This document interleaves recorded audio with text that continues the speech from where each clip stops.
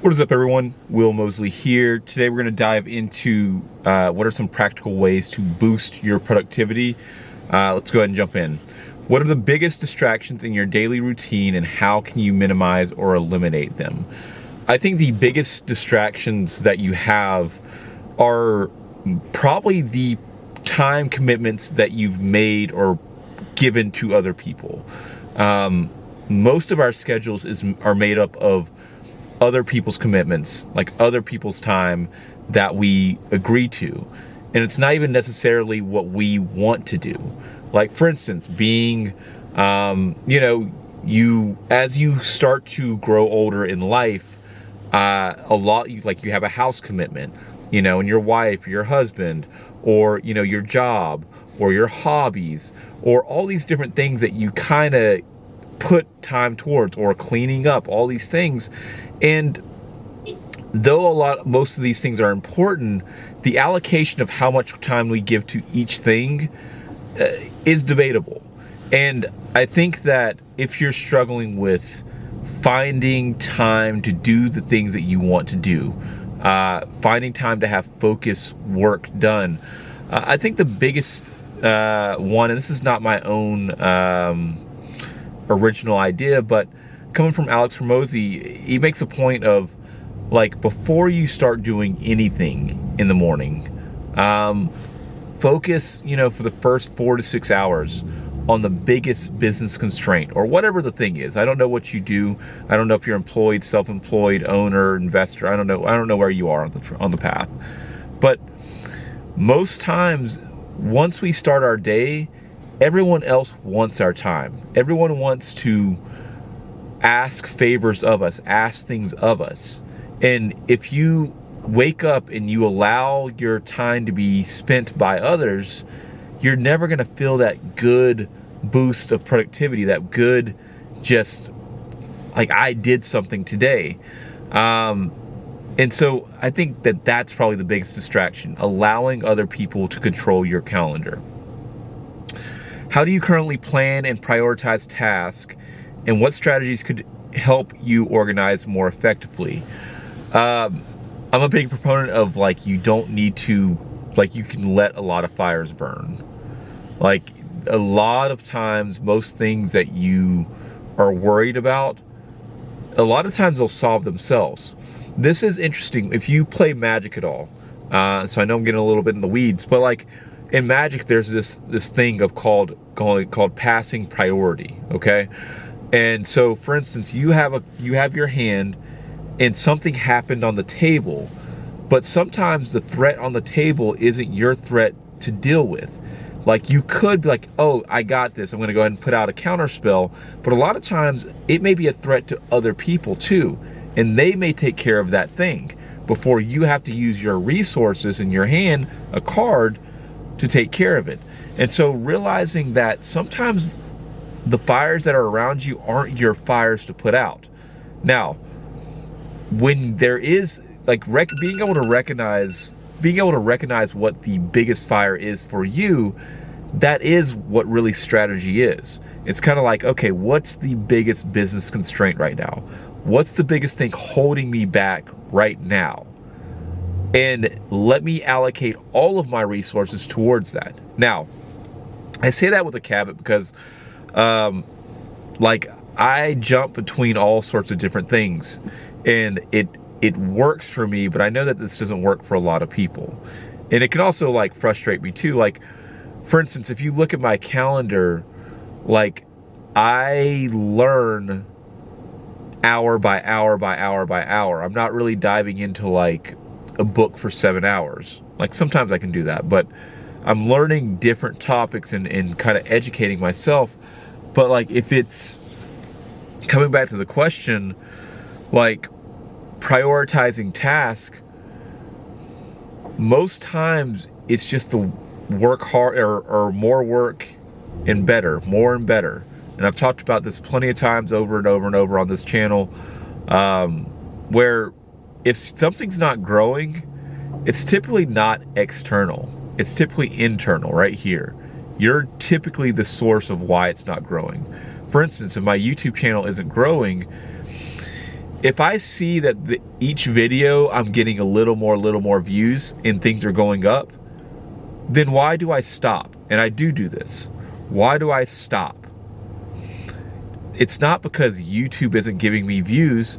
It's because I'm not seeing enough growth in my mind. I'm like, oh man, it's not going fast enough. Or maybe I get bored and I get distracted and do other things. And so at the end of the day, that still is a me problem. That's not a YouTube problem. That's not, an external problem. Most times you can solve any problem that you have with doing more of it and then doing it better. What time of day are you most focused and productive? And how can you structure your schedule to capitalize on that? I think recognizing, are you a night owl? Are you an early bird? Most people kind of fall into that one or two buckets. I can't talk for night owls because that sounds miserable, but I'm sure this works the same way. I get my boost of energy early in the morning. I wake up fresh and I feel good and I'm ready to go do something. And so if that is the best time that you can kind of get something done, why would you not do that for yourself? Most people, they sleep through their most productive hours.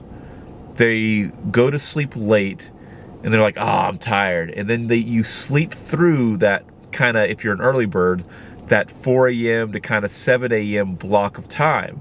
And then by 7 o'clock, the kids are getting up, the world is opening up, all that stuff. And so you've kind of missed that critical point. So just recognizing, am I early bird, am I night owl?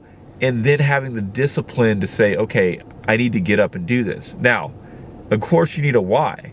Most times, if you don't have a why should I wake up early? You're not going to wake up early. But if you're I'm investing in my future, I'm investing in my finances, I'm investing, you have something that you're trying to invest and build towards, then that might be enough of a big enough why. But only can speak for myself. Let's see. Which tools, apps, or systems could help streamline your workflow and reduce wasted time? I've actually gotten this down pretty tight.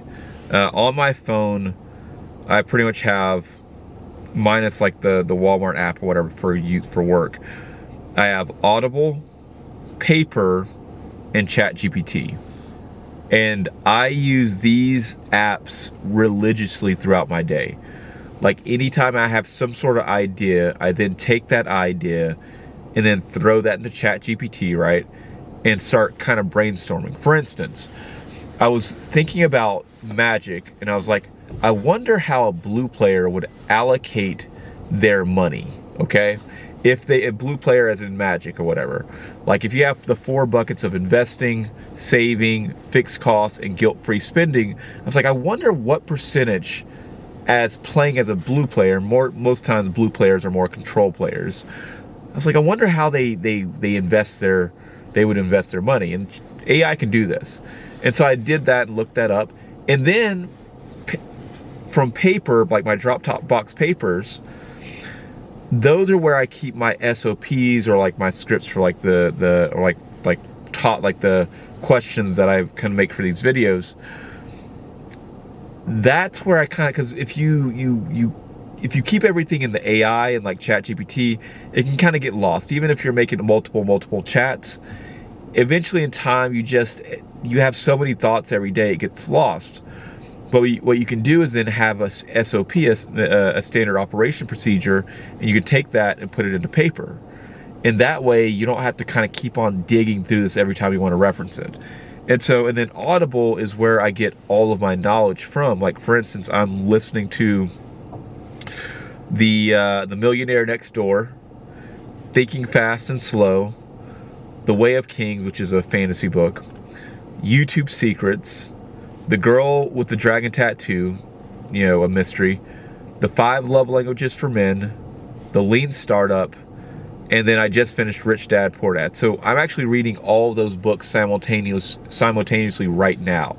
And so I think if you think about coming back to the question of what tools and apps or systems could help streamline workflow, and reduce time and waste, AI obviously is reducing like time waste. It's able to think much faster than you, and you can kind of give it all these, you can do it all these hypotheses and all these different things with it.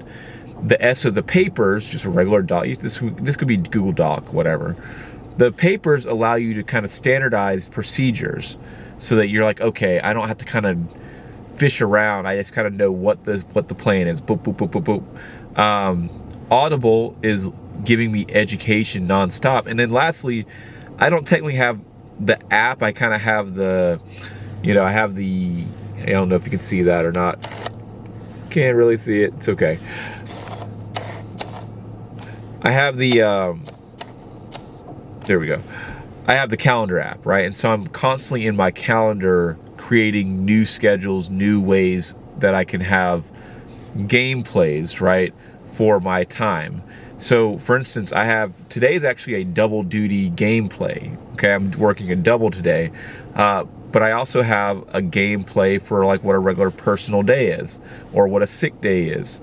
Or let's see, we got regular day, double duty, family day, recharge day, deep work day, flex / errand day, travel day, celebration day, sick day, overflow / catch up day, date time day, or a vacation day. And I just recently started doing this because I recognize that like I work every day, okay? I work 7 days a week, but here's the thing. When the family needs an off day, because I'm self-employed, I just can take the off day. I don't have to ask for permission or do any of that. So the deal that we have with ourselves is like, if we need an off day, that means the next day is a double day because it makes up for the time that would have been worked. Okay? So really I only work in two types of days, right? A regular day and a double day. But any sort of off day, typically your off days, they have a little bit of a theme. It might be for a birthday, which might be celebration. It might be a sick day where you're like sick as, whatever. In each of these type of days, kind of has some kind of ground rules to it. And so I like to be able to control my time. I like to know what I'm doing at all times. And I know that I don't know if I'm an anomaly, but I know maybe not most healthy for some people, but I enjoy it. I like to be able to, I know when I have a free block of time, my brain circles. It goes around and round and round and round and stuff like that. And for me, it's not great. For me, it doesn't feel good because I'm either thinking of like, what should I be doing right now? And I know that also comes down to like, well, maybe you should have a break. And that's what's kind of cool. Like for instance, like if we had a family day, I'm just going to turn this on real quick. If we have a family day, the family day looks more like this, okay? So we sleep from about 9 a.m. to 4 a.m. Then we wake up and do our asset building from 4 a.m. to 6 a.m., which is just working on the future, right? It's kind of that kind of little block of working on whatever's next. Then from 6 a.m. to 7 a.m., gym / movie / show. So I'll be working out, like, but then I'll be watching a movie like Interstellar or Inception or something like that. Then after that, if this is a school day, right, then obviously I still need to drop off the kids. If this is like a weekday, this probably would be like travel. Then from 8 a.m. to 3:30 p.m. is family activities, which would be outings, gaming, games, bonding, all that stuff. And then from 3:30 to 6 is more family time, dinner at 5:30. From 6:30 to 9:30 is relaxed family time or wife one-on-one time. And then we go to sleep. And I have a schedule for each type of day that I'm running. And why would you not want to do that? Why would you not want to give yourself gameplays? And if you're anything like me, if you watch this channel, you're probably really obsessed with self-development and really obsessed with optimizing your time. And what I recognize is that I had a really good play for a regular day. Like, I was like, okay, This is what I do, this is what I do, this is what I do. But anytime we had sick days, my brain would explode. Like, I'd feel off my game, I'd feel off kilter, I'd feel like, oh my God, the money, oh my God, like, I need to get back to work, oh my God, like, I'd have all these different, like, I'd have all this anxiety when it really should be an off day. It should be a day that I can enjoy and be like, I'm sick as fuck, let me just do it. But instead, my brain is circling. And so this allows me to have pretty much an SOP in my calendar of what the plan looks like. Now, can things change in this? Sure. Like, again, I'm self-employed, so that's the crux of being self-employed. You can make your calendar whatever you want it to do, but most people don't think about what would be the best calendar for them. And it took me a long time to figure that out, but that's what I do. I have, I think, like 12 different gameplays, so fun stuff. Anyways, how do you balance long-term goals with short-term tasks? And are there any systems like the Eisenhower matrix that could help? Okay, one, I don't know what the Eisenhower matrix is, but now I got to look it up in ChatGPT. Not going to do that right now, but I will. But I think I've figured out how to balance short-term tasks with long-term goals, okay? You always have what you're doing now, and then you also have what you're doing next. You always have those two things. If you're anything like the productive kind of circling mind, there's always something that you're doing now, but there's always something. You're always in the future, okay? And so I think this is about low risk, moderate reward, and then high risk, high reward.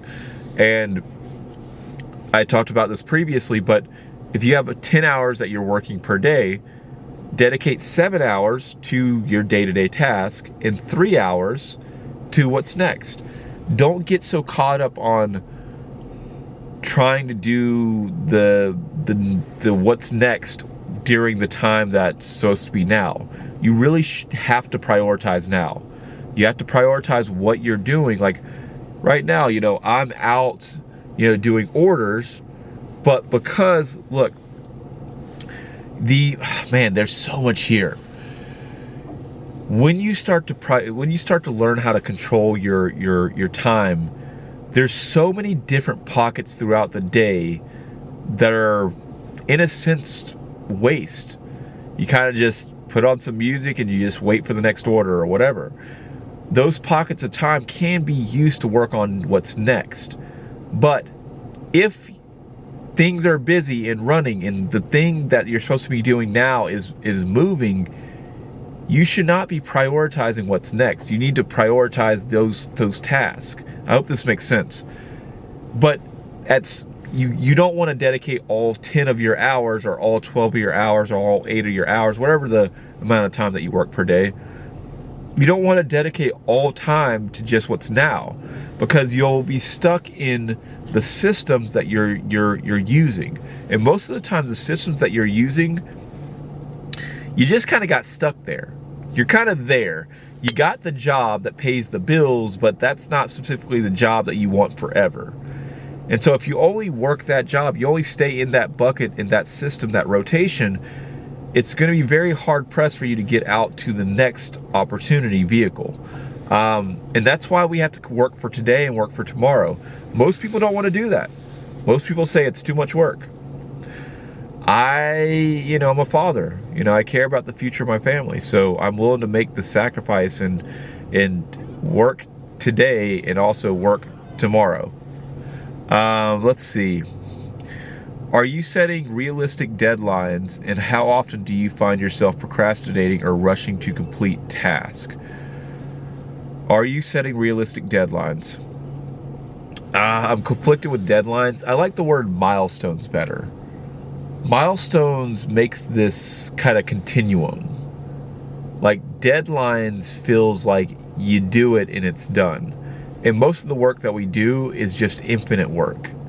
It's just, we get to play the game every single day. So realistic milestones, like For instance, if you're trying to grow a YouTube channel, you start at 0. So the next milestone might be 100. The next milestone might be 500 or 1,000. The next milestone might be 5,000 or 10,000. But of course, you could forever play this game. So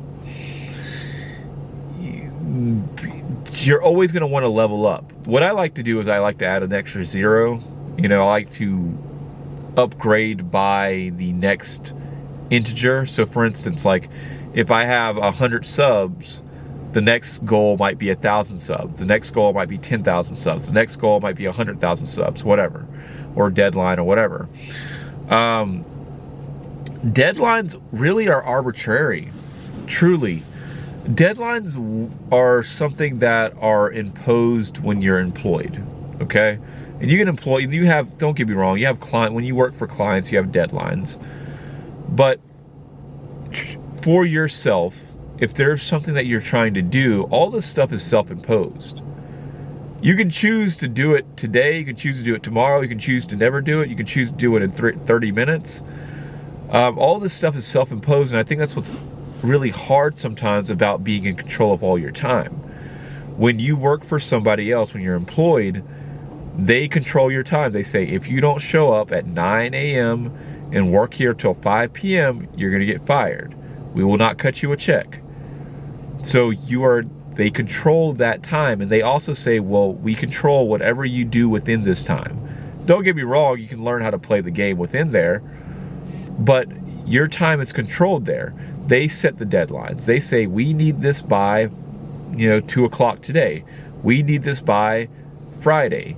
And so you, of course, figure out how to meet those deadlines, or sometimes you push against those deadlines. But if you are self-employed, you set your goals. You set your deadlines. You set how hard you work. You set all that stuff. And it's kind of like going to the gym. Like, you don't want to set ridiculous, like, you don't want to put big ass weights on the bar. You don't want to do that initially, but you don't want to keep the same little weights forever. You want to kind of upgrade and upgrade and upgrade and kind of get better and better and better. And so the goal is progress. The goal is just to hit another milestone, another milestone, another milestone. And if you realize that, it's kind of like I get to show up and play this game every day. Like, yes, there's money. What I'm trying to do, and this is kind of what's interesting, is I'm trying to like shave percentages off. So for instance, when it comes to finances, it's kind of like how many more percentages can I add to the investing? Or how many more percentages can I take off of fixed costs? Meaning that I need to work a little more, right?